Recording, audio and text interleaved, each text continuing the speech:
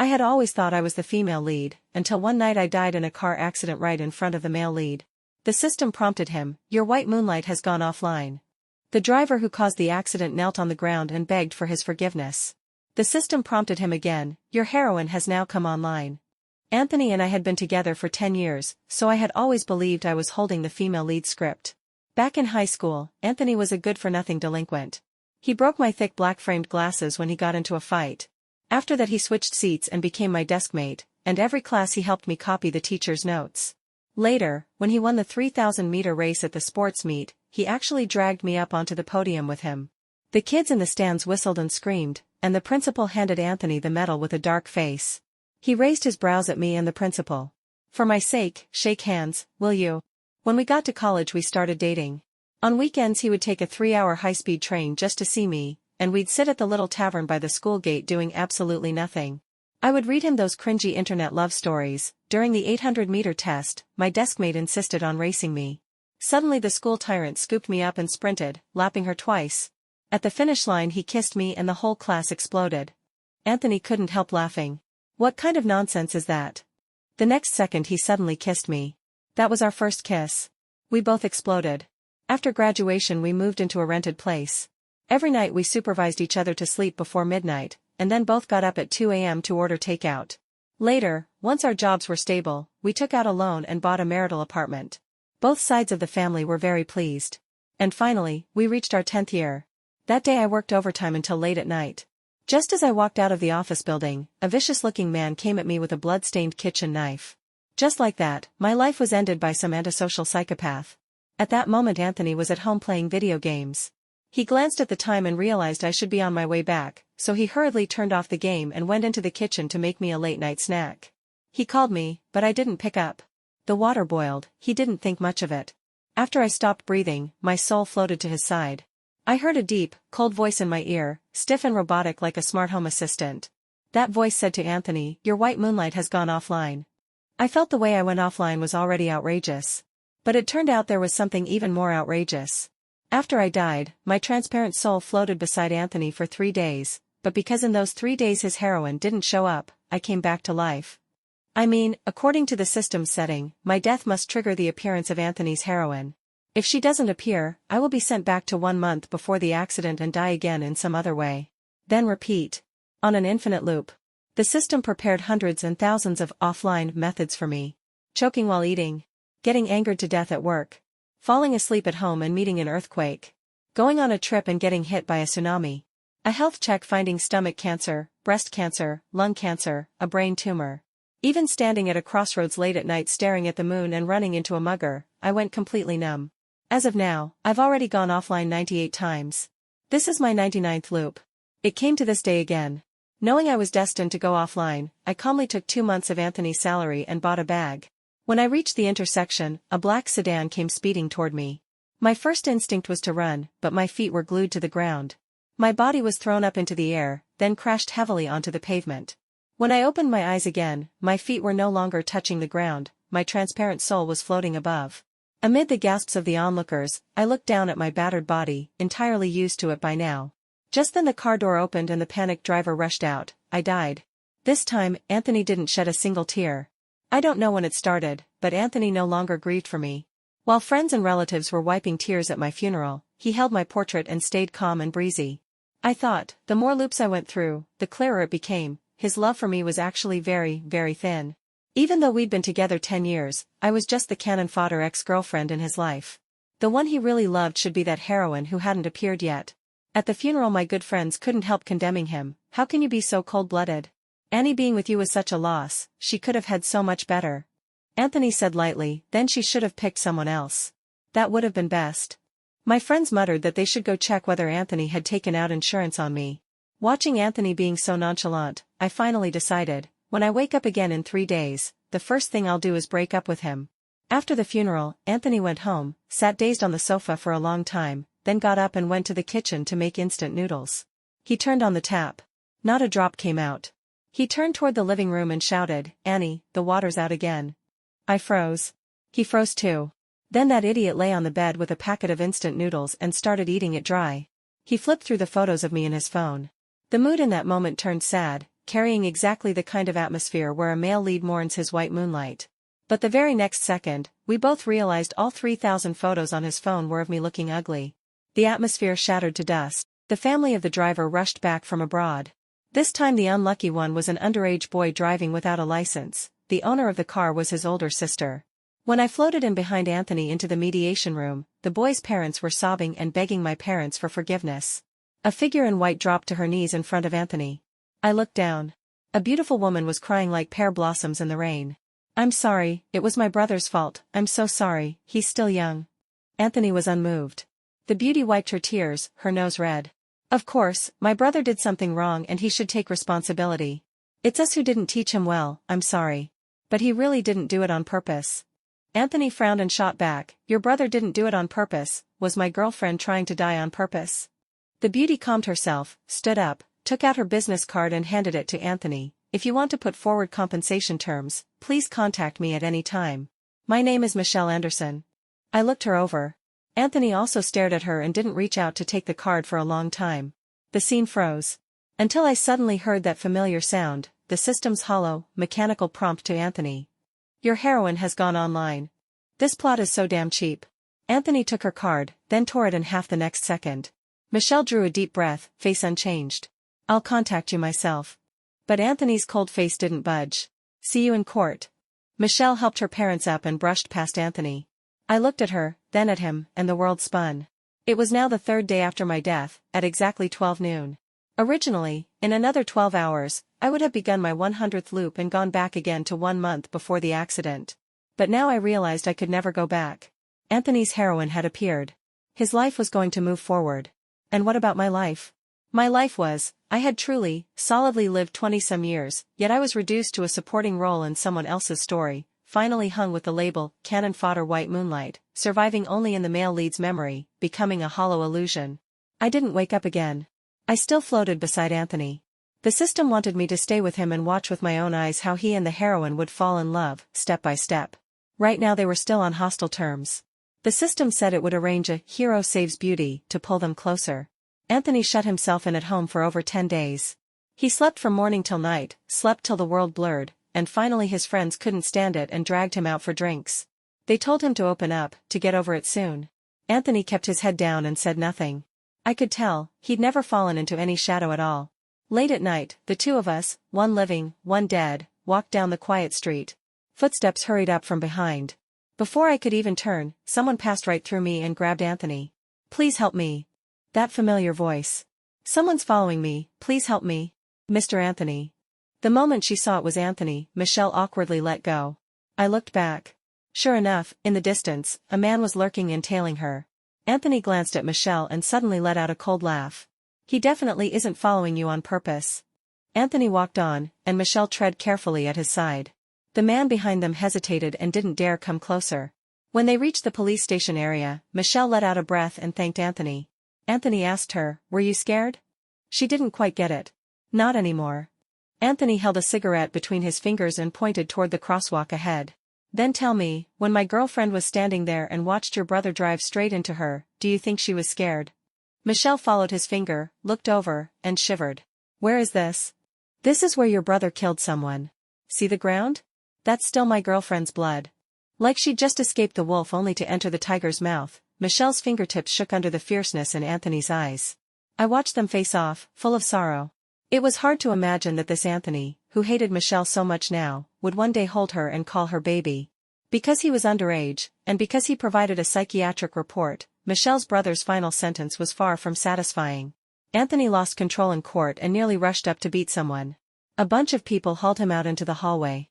Frustrated, he slammed his fist into the wall, blood gushing. My relatives and friends all hated that he hadn't shed a tear at my funeral, and they decided he was just putting on a show of deep love now. And the person who walked out of the courthouse, bought alcohol and gauze, and came back, was Michelle. She squatted beside him to treat his wound. Her first sentence was, "I'm sorry." Her second sentence was, "Your girlfriend definitely wouldn't want to see you like this." "No, I would. Let him hurt a bit. It's good." Her third sentence was, "Mr. Anthony, pull yourself." But before she could finish comforting him, Anthony suddenly lifted his injured hand and smashed it hard against the armrest. The wound that had just stopped bleeding soaked the gauze red again. His bloodshot eyes stared at Michelle, his teeth clenched. Don't be so fake. Michelle didn't swallow his anger. She threw down the alcohol and gauze, stood up, and left. I heard the system sigh in my ear. Sigh, looks like the male and female leads still have a long, long road. That night, Anthony went home. It was the first time I'd seen him cry since I died. His tears were like a faucet that had been shut off for too long and finally turned on. The sound of water filled the big living room. Unfortunately, my parents had taken away all my things. Even if he wanted to cry in front of something, there was nothing to cry to. Because to this moment, Anthony still hadn't set out my portrait. He went into the bedroom, rummaged around, found a little ring I'd left behind, and put it on his ring finger. Anthony finally went back to living his normal life. He had a resort renovation project on hand. His subordinates put together a list of design firms, and he saw that the chief designer of one of them was Michelle. 2 days later, Anthony packed his suitcase and headed for the island where the resort was, and Michelle's team followed. I loved that island best. Anthony had prepared an anniversary surprise for me there. We had even planned to hold our wedding ceremony there in the future. He was doing it on purpose. He wanted to use everything connected to me to punish Michelle. He just didn't expect that their story, which started because of me, would also unfold in the place I loved most. Maybe the audience blessing them would thank me for bringing them together. But no one would care whether I, the cannon fodder white moonlight, was willing. Michelle put on a polite smile to meet the client, only to find the person who showed up was Anthony. Her smile froze at once. Sorry, I don't think I'm suitable to take this project. She picked up her luggage to leave. Is that called breach of contract? Anthony's expression shifted, and he raised a sly smile. Miss Anderson, I don't think even if your net worth was 10 times higher you could afford the penalty. Michelle's family valued sons over daughters. After her brother caused the accident, all the compensation the court ordered had to land on her shoulders. She had no money to pay a penalty. So the poor heroine had to grit her teeth and take on this hot potato. Of course Michelle didn't want to cooperate. But Anthony had 1,000 ways to torture her. As the client boss, Anthony invited everyone to dinner. Michelle came late and was urged to punish herself with 3 drinks. The atmosphere at the table was just warming up when Anthony suddenly chuckled. If Miss Anderson wants to drink, then drink. What's there to be afraid of? Even if you drive and hit someone, don't be afraid. Floating at Anthony's side, I saw Michelle's face go terribly pale. All her colleagues froze too. Anthony lowered his head, touched the ring on his ring finger. He went on, light and calm, though I think one criminal in a family is enough. Everyone at the table was so embarrassed they didn't know where to put their hands. Michelle forced out a pale smile, stood up, and walked out of the restaurant, leaving behind only her lonely back. I could hear even her breathing shaking. On the very first day, in front of all her colleagues, Anthony ripped open her family scandal. From then on, she would be everyone's after-dinner gossip. She didn't fight back, she didn't confront Anthony, she just bore his revenge. Anthony didn't feel like eating either. After Michelle left, he left the restaurant too. Late that night he lay on the bed, rubbing the ring, habitually leaving the right side of the bed empty for me. I didn't know if he missed me. I didn't know if he was sad. I only knew that tonight he'd kept his eyes fixed on Michelle, the whole time, never once looking away. His head was full of how to take it out on Michelle. Anthony specifically ordered that Michelle accompany him on the drive around the island for inspection. He gripped the steering wheel, floored the gas, and tore down the empty coastal road. Michelle sat in the passenger seat, her face drained of color. She bit her trembling lips and said, "Mr. Anthony, could you stop for a second?" Anthony ignored her, ice cold. The more panicked she was, the more he enjoyed it. He almost perversely enjoyed that moment. A long time later, the car finally stopped. Michelle's legs went weak, she opened the car door and dropped straight to her knees. Anthony looked down at her from above, watching her retch miserably at his feet. He yanked her up and shoved her into the driver's seat. "Come on, I'll give you a chance to get back at me." Michelle's hands balled into tight fists. "I'm sorry. Mr. Anthony, I can't drive." "Can't?" Anthony sat in the passenger seat like a king, as if he'd just heard the funniest joke in the world. "What's there you can't do? Drive. Hit something. Your family's history of mental illness is basically your driver's license." Michelle clenched her jaw and, forced by Anthony, started the car. Anthony used the nastiest, sharpest words to mock her, to grind her down. I felt a little dazed as I listened. In my memory, Anthony was still a simple, reckless boy. He always smiled at me. Even in a fight he could free one hand to flash me AV sign. Now he was all shadow and anger, like he wanted to stomp Michelle straight into hell. I saw Michelle already sweating cold, her face white as paper, but she didn't say a word. After a long while, even Anthony got tired. He leaned back in the seat and said in a low voice, "Just pick a tree on the roadside and crash into it. Then we're both free." Michelle paused, then suddenly raised a stiff smile. Mr. Anthony, you're the client. I have to make sure you get back to the resort safely. Besides, you still haven't accepted my family's apology, have you? You could hear her pushing back, too. Sitting in the back seat, I looked at her and then at him. Sigh. It's okay. One day you won't just accept her apology, you'll apologize to her for today. When they got back to the resort, Michelle stepped out of the car and immediately slid down against the door. Her colleagues hurried over to support her. The doctor told you not to drive, didn't he? What are you doing? Mr. Anthony, I'm really sorry, Michelle has always had a psychological block. Her therapist advises her not to operate vehicles. If you need something in future, please ask the rest of us. So that trembling wasn't from Anthony scaring her. Anthony said nothing, he just stared at her. So he'd found the heroine's weak spot and now the male lead couldn't quite bear it? But he only chuckled. Your family's excuses really come in every flavor. I didn't understand what Anthony wanted out of this revenge. Did he want her life? But we all knew, objectively, she was innocent. That night, while her coworkers barbecued on the beach, Anthony named her and her alone to hand in 2 full proposals by morning, so she had to sit by herself on the seaside suspension bridge and work. Anthony walked over and picked up the draft she'd just drawn. He glanced once. Redo. Then dropped it on the ground. After a whole night in the sea breeze, Michelle finally couldn't swallow it anymore. She summoned her courage and spoke. Mr. Anthony, you're the one who insisted I take this project. When can you stop taking private revenge on me? When my girlfriend comes back to life. Michelle grabbed him. That's enough? Anthony flung her off. He didn't expect to use so much force. Michelle's body tipped, rolled right over the bridge rail, and fell. She caught Anthony in time, clinging to him. In the darkness came a splash, both of their bodies were swallowed by the Black Sea. I froze in midair. It felt like watching a TV drama. Not sure yet, watch a little more. When I came back to myself I was a bit panicked. But actually there was no need to worry. They're the male and female leads, they can't die. Falling into the sea is like falling into a bathtub, just another way to boost their relationship. Was this a dog blood scene the system arranged for them? Maybe not. People fated to meet are tied together from the start. Even their doomed tie is still a tie. Anthony was a good swimmer, he surfaced quickly and cut toward the shore with clean strokes. Michelle's head broke the water, then sank again, her cries for help broken by seawater.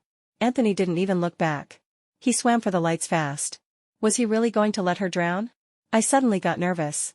For one instant, only one, Anthony hesitated. We all heard Michelle's drowning cry choked full of seawater. Anthony, if you asked me whether you should save her, I would tell you, as your cannon fodder White Moonlight, I think it's super unlucky. But we've been together 10 years, you know me. I'm a kind person. And I don't think kindness is a mistake. And I know you're a kind person. At most I blame you for not loving me enough. I won't blame someone else. Even if your heroine had to enter on the queue of my death. At last, in the heavy night, Anthony turned back, dipped his body and dove again, swimming anxiously toward Michelle. I let out a breath. On the dark water, the beach's neon shimmered, in the rippling tide I watched their shadows draw closer, closer, until they became one. Anthony saved Michelle. When he carried her up onto the sand, Michelle clutched his clothes like a drowning person clinging to driftwood. Anthony pried her fingers off, threw her aside, and walked away. Tourists on the beach swarmed toward her, he never once looked back. Back in his room, Anthony sat on the floor, exhausted, and lifted his hand to look at that ring. Maybe through the halo of that ring, he dimly saw me. His eyes filled with tears. He asked me, Annie, what should I do? I wanted to avenge you. I'm sorry. What should I do? I squatted in front of him and reached out with my transparent fingers to touch his cheek. You've been my lover for 10 years. You know what I'd answer. You're just confused for a moment. Outside, Michelle's coworkers were hurrying around looking for a doctor. Inside, it was quiet. Anthony curled up in the corner of the room. He fell asleep, lips pressed to that ring. I patted his shoulder to comfort him, but he couldn't feel it. In the next few days, Michelle didn't dare take sick leave and give Anthony an excuse, so she worked on with a fever. Strangely, Anthony stopped making things hard for her. Like that, they peacefully waited for the last night before leaving the resort. That night, Anthony's doorbell suddenly rang. I floated behind him as he went to open the door, and I didn't expect the visitor to be Michelle. It looked like she'd had to gear herself up before coming. She smiled at Anthony. I don't think I ever thanked you properly, Mr. Anthony. Thank you for saving me at the beach. Anthony raised his hand to shut the door. Can we please talk it through? I don't want you to go back and complain about our team again. Anthony smiled. That suggestion I'll keep. Michelle said patiently, I know you hate me, but at least my colleagues are innocent, right? Innocent? You don't seem qualified to use the word innocent. Anthony turned, went back into the room, and ignored her. Michelle followed him in. Usually she swallowed everything, but tonight she'd drunk, and she finally dared yell out what she never dared to say. That's enough. Was it me who hurt your girlfriend? I've already apologized to you as sincerely as I can. I can meet every condition you name for compensation, but I wasn't the one who did it. Just because the killer is my brother, I don't deserve to live. Anthony grabbed Michelle's wrist with a cold face, but her burning hot skin made him loosen his grip in discomfort. You deserve to live. Your brother deserves to live. Your whole family deserves to live. He mocked her calmly, already too tired to argue. Michelle's eyes filled with tears. Choking, she said, then what am I supposed to do? Other than shamelessly begging for your forgiveness, what else can I do? My family hurt you, do I get a choice? I don't want to be tormented by you, I don't want to keep paying for them, I want to be selfish and only care about my own life, do I get a choice? Anthony was speechless. He frowned and waved her away. Get out. Michelle wiped her tears, turned around, hadn't even taken a few steps when she suddenly fainted right in Anthony's doorway. Fine. Drifting around her like this, I'd already guessed. The follow-up in this kind of plot is always, the male lead rushes over in a panic to pick her up, is shocked to discover the heroine actually has a fever, and with 5 parts guilt, 3 parts soft-heartedness, and 2 parts sour, complicated emotion, he takes care of her all night. Then the next morning, in the warm sunlight, the two of them clear the air, their relationship slowly starts to warm up. What revenge? It's just the male and female leads flirting. Except, 10 seconds passed, and Michelle was still lying on the floor. I looked back at Anthony. He stood where he was, motionless, staring at the woman on the ground. What are you doing? The next second he turned around and called the front desk. Come move the person at my door. Move what? A person. What person? I don't know. Move where? Hospital, police station, the crematorium, your call. Michelle guessed right. After Anthony left the resort, he replaced her whole team, and her company simply threw the blame on her, docking a month of her salary and bonus. At the end of the month, the deadline the court had set for the Anderson family to transfer compensation, no money arrived in my parents' account. My parents were still grieving me, they didn't lack money, and they didn't really care whether the compensation was on time. But it gave Anthony another handle. He took people straight into the Anderson house like a mob boss. Michelle's parents were already haggard from their son going to prison. When they heard Anthony was there for money, their faces hardened and they waved their hands. Go ask my daughter. Our son's already in jail because of you, where are we supposed to get money to pay you? Perfect. Anthony called more men in to empty their house. Michelle's parents cried and wailed, cursing that Anthony bullied people. Michelle rushed back. Her mother grabbed her and slapped her the second she came in. You useless girl. They're about to move the whole house and now you come. Do you want to watch us die? Michelle froze. I froze too. Anthony turned his back in irritation. Michelle's small face was paper white. She lifted her eyes to Anthony's back, bit her lip hard, and swallowed her unwilling tears. Mr. Anthony, I'll borrow it. I'll borrow it, I'll get you the money right away. Anthony looked back at her, faintly displeased. Why are you crying? Do I look like I'm robbing you? Isn't this money what you should be paying? The way he pressed her made it hard to breathe. Michelle wiped her tears. Yes, it's what we should pay, it is. Only then did Anthony smile. Then don't be late next time. I noticed something strange. Every morning when Anthony woke up, he would stare at the empty pillow on his right. Sometimes he would shed tears. I counted, never more than 2. I think it was because he was staring too long without blinking. One morning he touched the ring on his finger and muttered, Annie, I know what to do. He knew who he should take revenge on. He should take revenge on Michelle's parents. Michelle's parents ran a little tea house, neighbors came there to drink tea and play cards. Anthony sent people twice to splash chili oil at their door, and even reported them for gambling. Soon enough, the tea house shut down. Michelle came to negotiate with Anthony. The first thing Anthony said to her was, they forced you to come? I watched Anthony, his face was still flat, his eyes casual when he looked at Michelle. It didn't look like there was much progress between them, but he could already sense her difficulty. Michelle paused. What do I have to do for you to let my parents go? They're old. They really can't stand this. Anthony raised his brows, said nothing. Do you want me to kneel to you in public and beg you to let them go? Michelle sounded like her heart was dead. Before the words were even finished she was already standing up. Anthony watched her coldly. You can kneel. I'll watch you kneel anywhere, kneel as long as you want, break your knees, ruin your legs, I'd love to see it, Anthony chuckled, but as far as I remember, your parents haven't knelt yet. Michelle stared at him, face white. Don't go too far. You're very good to your family, Anthony murmured. A trace of hope lit in Michelle's eyes. But it's useless. 2 days later, Michelle was dragged straight into Anthony's office by her mother. Michelle's mother opened her mouth and started throwing a tantrum. My son's already in jail, what more do you want? You're a grown man, how can you be so petty? I'm telling you, if you want money, we don't have any. Anthony closed the file in his hand. Then what do you have? Those crappy pieces of furniture. We've got a daughter. Take her to pay the debt. Here, give you a girlfriend. Michelle's mother's shrewish performance actually made Anthony frown and fall silent for a second. Michelle couldn't stand it anymore, she shoved her mother aside. That's enough. How long are you going to be crazy?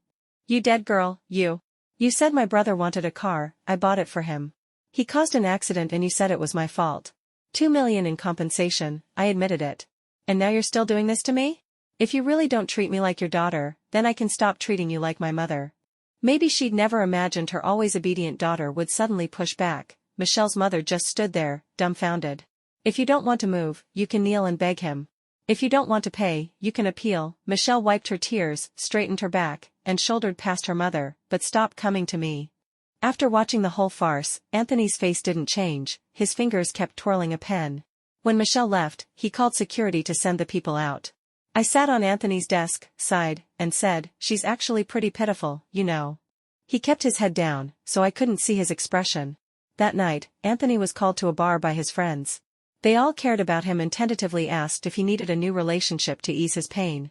But Anthony said, when Annie wakes up, we'll treat everyone to dinner. Everyone there got chills. They thought he was mentally unwell. The bar's neon lights passed right through my transparent body. I looked at Anthony helplessly. Is he planning to use me, the cannon fodder white moonlight, as a shield forever? After 3 rounds of drinks, from a distance Anthony saw Michelle sitting at the bar drinking by herself. He was going to ignore her, but Michelle, holding her glass, walked over anyway. She was drunk, eyes red, and squeezed through the crowd to Anthony's side with a full glass of beer. Mr. Anthony, here's to you for making me see my parents' true faces, to you for making me lose my job. To you for making me feel, for the first time, that living is this hard. Anthony's fist tightened, then loosened, then tightened again. His brows twitched, in the end he said nothing. But just from that reaction, I knew, Michelle losing her job hadn't been part of his plan. Michelle's hot tears slid down the glass. She suddenly put her hand on Anthony's shoulder. I'm toasting you, why aren't you drinking? I'm not the sinner tonight. If you don't drink now and try to hit on me later, I won't give you face. She was clearly drunk, crying and laughing. But I noticed that in that dim light, Michelle acting wild like that had a kind of indescribable beauty. Anthony, you lucky brat. So, not talking, because you're moved? I looked up at Anthony, and watched him, with the coldest face and voice, say. No need to thank me. This is what your family deserves. If it's not enough, we can add more. Michelle grabbed a beer can and smashed it at him. Get out. Get out. She collapsed back into the crowd. Everyone around looked at Anthony like he was a freak.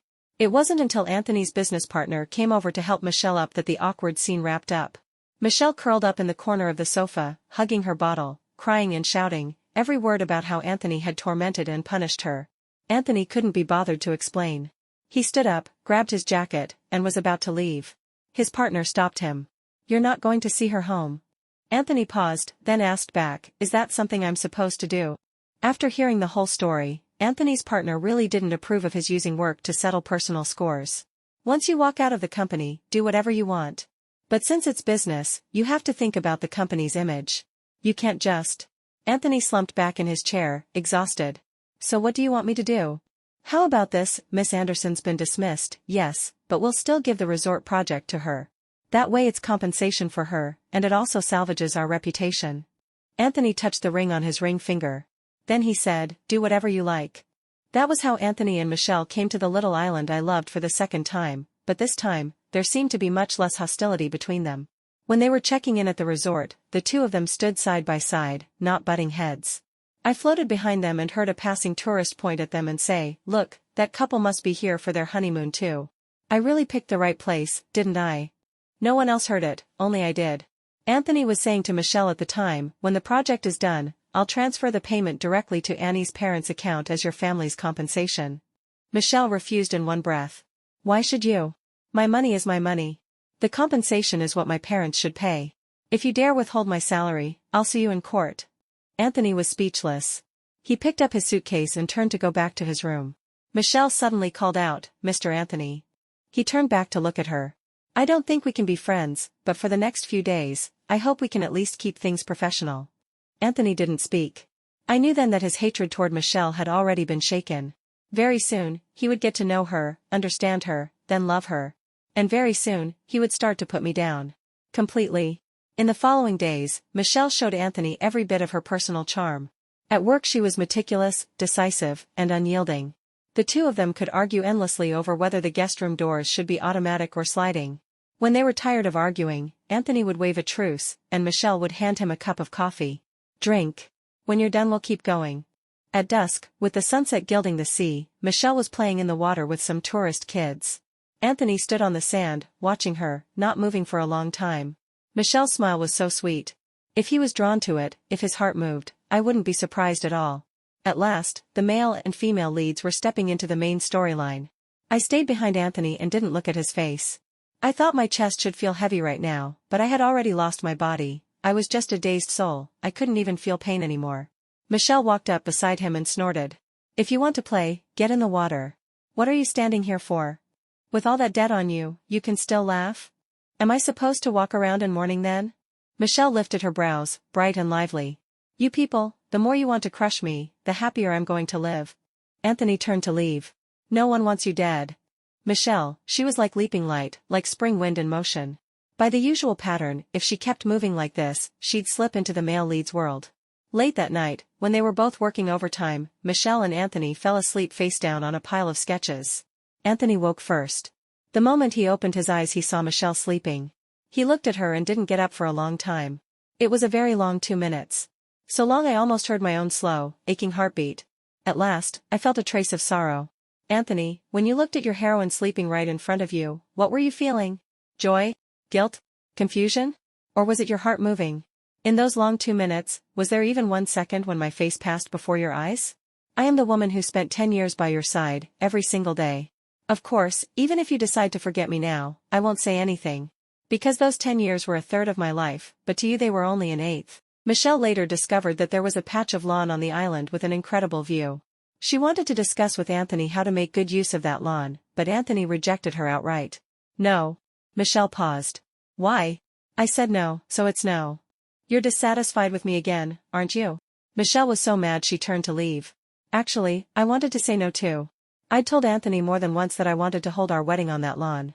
I'd even foolishly saved a bunch of design ideas, like every starry-eyed girl who dreams of decorating her own wedding. Anthony said every time, okay, I got it. Now Michelle wanted to change it into, I didn't even know what. Would Anthony insist for my sake? Or would he compromise for his heroine? 2 days later, Anthony's business partner came to the resort to check on the project. Michelle presented her plan for the lawn, but since Anthony had vetoed it, she'd decided to scrap it. Unexpectedly, Anthony's partner kept shaking his head. If it's good for the project, then we should do it. Don't mind him, I'll handle it. The next day Michelle went to Anthony again and cautiously asked why he'd rejected her plan. Anthony, for once, replied calmly. Annie liked it. That lawn doesn't get many visitors. I wanted to keep it as it is if I could. Consider it, my way of remembering Annie. Michelle froze. Then, not knowing what to do, she twisted her hands together, her eyes filling with tears, and said to Anthony, I'm sorry. Anthony looked at her, puzzled. For what? By the time they got there, the lawn had already been fenced off and a construction in progress sign had been put up. I could hear the sounds of weeding and piling inside, the messy, heavy footsteps trampling over it. The little sacred place I'd dreamed of in life was about to become a tourist spot trampled by countless feet. It's not a big deal, really. It's not like I could occupy it forever. It's just that I remembered, the traces of my existence in this world were being erased, one by one. I wanted to cry. But I was only a thin, drifting soul. I couldn't cry, my eyes couldn't even get wet. This world could wipe me out, and my lover could forget me, and I wouldn't be able to do anything about it. Anthony ripped the construction sign down and rushed in, shouting at them to stop. The workers refused. If we stop now, we'll miss the deadline. The foreman, hot-tempered, thought Anthony was here to cause trouble. He told him to get lost and grabbed a shovel to throw at him. Michelle lunged forward and wrapped her arms around Anthony. The shovel slammed into her shoulder. The pain made her frown and suck in a sharp breath. Anthony froze, looking down at her. Michelle's face, pale with pain, made people ache for her, and she was still telling Anthony, I'm sorry, I really didn't know this place was so important to you. The workers weren't moved, they kept doing their work. Furious, Anthony rushed the foreman and started fighting him. Michelle tried hard to stop him, but the pain made her too weak. I watched the whole noisy mess in silence. I was being so sentimental. At that moment I was wondering, was Anthony angry for me, or for Michelle? It wasn't until Anthony's partner arrived that the chaos was brought under control. Anthony, are you insane? You really want to cut off our income over someone who's already dead? Anthony, eyes blood red, grabbed him by the collar. Annie really treated you like a friend, this is how you repay her? You clearly promised her you wouldn't touch this place. When did I ever promise her that? Anthony, don't pretend to be deep with me. When your girlfriend died you didn't even shed a tear. You didn't even put up her photo, what, so you wouldn't delay finding the next one? What are you pretending to be a devoted boyfriend for now? She isn't dead. She's waking up tomorrow morning. The out-of-control, half-crazed look on Anthony's face made everyone around him take a few steps back in disgust. His partner shoved him away. You're seriously sick. Anthony fell to the ground, dazed. Everyone thought he was a lunatic, everyone except Michelle, who firmly helped him up. She was crying as she secretly tightened her grip on his hand. Michelle went to the pharmacy to buy ointment for bruises. When she came back to the resort, she ran into Anthony smoking at the entrance. Anthony glanced at her and asked, "Are you okay?" "I'm fine. Thanks." Michelle froze for a second, then lowered her head and smiled. "Maybe I really do owe you." Neither of them said anything more. They just stood there quietly, side by side, looking at the distant sea, flat and black like a piece of cloth. The scene was beautiful enough to be the end of a story. After weathering every hardship and trial, the male and female leads finally stand together. But Anthony just had to break it. "Why are you still here? Have you eaten dinner?" Anthony turned his head to look at Michelle. That sudden question was like an undercurrent finally breaking the surface. We all knew that one line meant their relationship had already changed. "None of your business." Anthony turned coldly and went back to his room. "Anthony, you really should let yourself go. She's been gone a long time. Do you really think she's still going to wake up?" Michelle raised her hand and bravely tugged on the hem of his jacket. "I just think it's too pitiful to see you like this. Get better soon. There's better, happier life waiting for you, okay?" Anthony flicked off her hand. "Miss Anderson, you're not qualified to say that." But Michelle was firm. "But she definitely wanted you to be happy." "No. I'm actually a petty person. If the man I loved for so many years just forgot me like that, I'd be mad." Michelle repeated, "She really wanted you to be happy?" Anthony suddenly laughed. A scornful, mocking, impolite laugh, like he was laughing at Michelle, at her ignorant self-importance. He replied with the same stubbornness, "You really mind too much." Anthony was possessed. He was desperate to prove I would still wake up. Every day he went to bed early, and every dawn he woke up at first light. But all he saw was still that empty pillow on his right. The resort project was nearing its end, and Michelle often took the initiative to find Anthony to discuss the design. I could see it in her eyes every time she quietly glanced at Anthony's profile. The feelings in her eyes were impossible to hide. She was trying so hard to pull Anthony back to a good, real life, but Anthony wasn't buying it. That night, Michelle came to ask him to take a walk on the beach. Anthony lowered his eyes and shrugged off his jacket in 2 or 3 motions. "I'm going to sleep. Aren't you leaving?" "My girlfriend likes to sleep early." Michelle's face went cold, but she still forced up a humble smile. "Then rest early. Tomorrow let's have breakfast together? You haven't tried the soy milk in the restaurant yet." "Then help me buy 2. My girlfriend likes it too." "That's enough, Anthony," Michelle finally snapped. "Don't be like this. Just act normal. Best not to call me that." Anthony shoved her out with a cold face and shut the door in one motion. The room was silent. I looked at Anthony helplessly. The next day Michelle was fully revived again, glowing like a little sun, and brought her design drafts to Anthony. Anthony took one look and said coolly, "Miss Anderson, honestly I don't even understand what you're drawing." Michelle was so embarrassed she almost creased the paper in her hands. Anthony suddenly laughed again. "But maybe my girlfriend would be interested. She used to love dragging me to design this and that." "Enough. Stop bringing her up. None of us feels good." Michelle spun around and ran out. After that, Michelle didn't show up for 2 whole days. Then came a day of heavy rain. The resort was dark, visitors were advised to stay in their rooms, yet when Anthony went out, he saw his partner soaked to the bone. One question later, he found out he'd gone to scout the woods on the south side. Michelle had gone with him. But Michelle hadn't come back. Only he had. Anthony frowned and spat, "You're really a piece of work." He turned around, grabbed an umbrella, and rushed out of the resort, driving straight into the storm toward the north. I sat quietly in the passenger seat and watched him anxiously looking around. In a while, when he found Michelle, this seat wouldn't be mine anymore. Near nightfall he finally found Michelle. Both of them were a mess. The moment Michelle saw Anthony, she flung herself into his arms, crying harder than ever before. Anthony pushed her off. "We're going back." His words were still that cold, but what he did was honestly warm for Michelle. She was completely caught. On the way back she opened her heart and talked about her tragic past. "The year I first started working, my mom and dad were taking my brother on a trip. I took time off to drive them to the airport. It was raining this hard too, we hit the curb, I was stuck in the seat belt, and they didn't care. After that I never dared to drive again. The car we bought was basically just for my brother. Anthony, thank you for not leaving me today." Anthony stared straight ahead, pretending not to get it. "What? Thank you for not throwing me away like they did."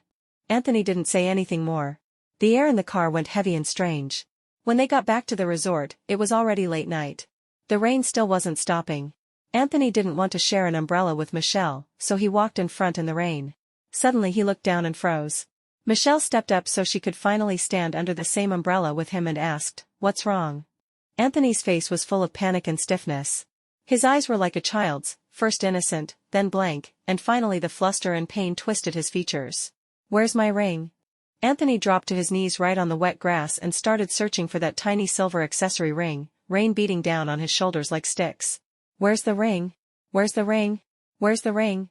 "Yes, Anthony, because you went to look for Michelle, you lost my ring. It wasn't exactly an official ring, you hadn't even proposed yet, but it was the only one you could still find that still had my warmth on it. And now you'd lost it." Michelle said, "When something's lost, it means you're supposed to let it go." "Fine." I really didn't know how to argue. Early the next morning, Michelle brought Anthony breakfast. He didn't come out, so she left it at his door. I sat on the windowsill watching her hesitate again and again, but still not knock. I really didn't expect it would be the heroine who made the first move. At sunset, Anthony finally opened his door. Michelle had been waiting there the whole time. When she saw him, her eyes lit up with joy. "You finally. Are you crazy?" Anthony frowned, looking at her like he couldn't believe her. "You want to be my new girlfriend?" Michelle didn't answer. Her face went complicated. "You want me to become family with the guy who killed Annie? You want us to visit her grave together on holidays? Or you want me to pick up the guy who killed Annie when he gets out and pat his shoulder and say, 'It's okay, I don't mind anymore'? What, you just really need someone to help you pay compensation every month?" Michelle's face turned green. Hatred flashed in her eyes for Anthony, the joy was completely gone. "Miss Anderson, if we become a couple, that'll be the greatest misfortune for both of us. So stay away from me." Anthony had said it to the end. He stepped right over the food tray at the door and brushed past Michelle. I looked back and saw Michelle lower her head and walk away, her figure disappearing at the corner of the corridor, never to reappear. Clearly, she hadn't expected the story to go like this. Neither had I. Anthony walked out of the resort on his own and went to the lawn I loved most. At that moment he really did look like the Walking Dead. The golden sunset fell right across that lawn. The green had been ravaged, pits everywhere, crooked little tourist signs everywhere. Anthony stood there spacing out for a long time. I stood there spacing out with him for a long time. He couldn't rub the ring on his finger anymore, but I could feel that right then, in that moment, his whole heart was on me. Through the colorful backdrop of the last light, I seemed to see the wedding I'd dreamed of for so long. I saw my gorgeous wedding dress, and I saw Anthony standing at the end of the red carpet, still smiling at me. In that picture we were both young and full of life. And the moment the sun sank, it meant we'd just finished our grand wedding. That night, when Anthony came back to the resort, he made a decision. I could understand his decision. When he yelled at his partner, "You clearly promised her you wouldn't touch this place," I'd been confused. That was the 30th loop, when I was in the hospital with cancer and asked his partner to promise me that. Then when Anthony shouted, "She's waking up tomorrow morning," I suddenly understood. In 99 loops, had Anthony been with me the whole time?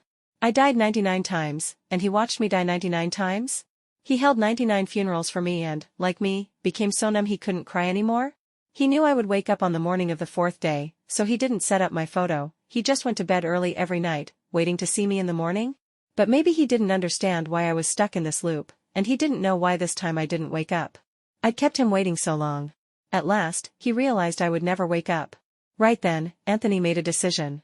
When he picked up the fruit knife, Michelle's voice sounded at the door again, she was asking him to go out to dinner together. A very light voice, full of hesitation, like she'd gathered all her courage to knock. So she really had grown that much feeling for Anthony. If Anthony chose to walk out that door, he would fall in love with his heroine. He would be healed, be mended, and gain happiness and warmth. According to the so-called setting, he would live a happy life without me. He could also choose, for the sake of me, his cannon fodder white moonlight, to ignore the voice outside. He sank into the bathtub full of water. A single, all-or-nothing plunge, just like when he won the long-distance race back then and insisted on dragging me onto the podium with him. Gentle red seeped slowly across my vision. His features became soft and blurred. I didn't cry. In the haze I seemed to hear Anthony's voice again. Weighted and low, like he was telling me a story. He said, "I don't know when it started, but I had a dream. It was a very long dream. In the dream, the person I loved most would leave me one day, and then on the morning of the fourth day, she would wake up again. Every time I wanted to ask why, it would get stuck in my throat. Fine, I thought, I'll just accept such an absurd dream. It's not so bad to live like that." Until one day, the person who was supposed to wake up didn't wake up. I wanted to be a bad guy and avenge her, but it was so hard. Every time I looked at the killer's sister, I thought of her, and she always smiled so happily. I don't have any white moonlight, I don't have any heroine, and I don't want to finish the script someone else wrote for me. I only have one person I love. Her name is Annie Lopez. We've known each other 13 years, we loved each other for 10. She kept her hair long, and sometimes wanted to cut it short. She had single eyelids, but always kept double eyelid tape in her makeup bag. She liked wearing hats, said that way she didn't have to wash her hair. And I loved kissing the corner of her mouth, loved kissing her fingertips and her forehead. She will not become a blurry shadow in my memories, will not become a stepping stone on my way to loving someone else. My love, you will always be my vivid, living love. What I remember is not only your face and your lips, but the brilliant life that belonged to you. I waited for so long, and you didn't wake up. So, I'll go to sleep instead.